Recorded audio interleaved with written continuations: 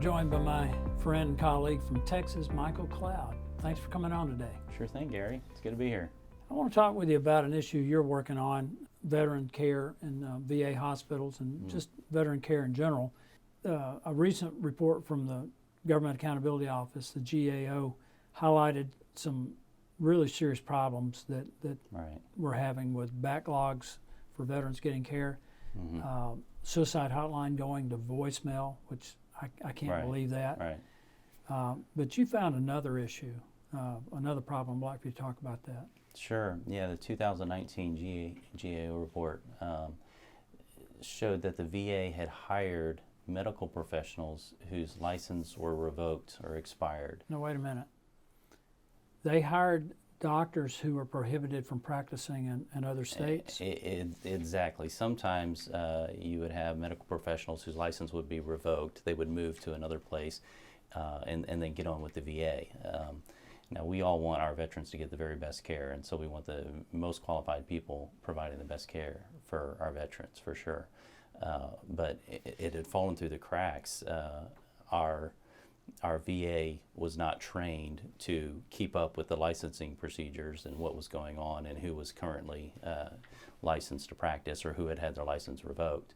And so that had been a gap. And so unfortunately what had happened, we'd had cases of nurses that had had their license revoked and they're continuing to serve, some because of malpractice, for example.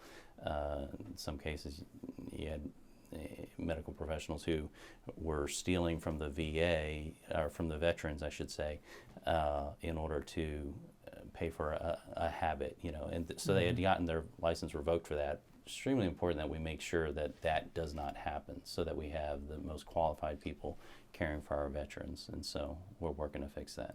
So there's no national database, there's no system where when a healthcare practitioner loses their license that's on a website or is communicated to other state healthcare agencies? What had happened is the people doing the hiring process hadn't been trained in how to keep up with that kind of information, and so we need to make sure that that kind of training is happening and that they're regularly first of all, that the employees are trained to look into that, and then that they're regularly checking up on those databases to make sure that we know what's going on and that we don't have people serving our veterans who've had their licenses revoked.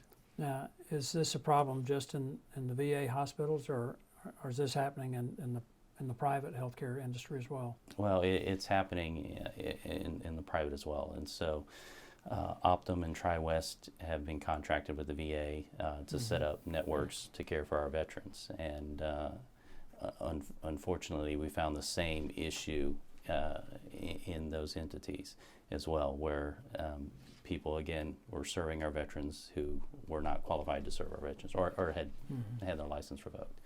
So you've introduced some legislation that you think will fix the problem?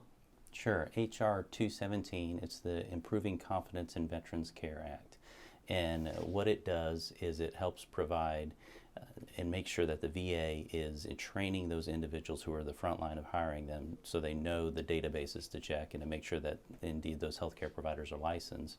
And then it also makes sure that we're regularly checking up to make sure that if somebody has their license revoked, that we know about it and that that person doesn't continue to provide care. But there's still a lot of work to be done to make sure that our veterans get the care that they need. Our vets are really going to appreciate this. That's good work. Well, thank you. I appreciate it. Our veterans certainly have given us their best, and we want to give them ours.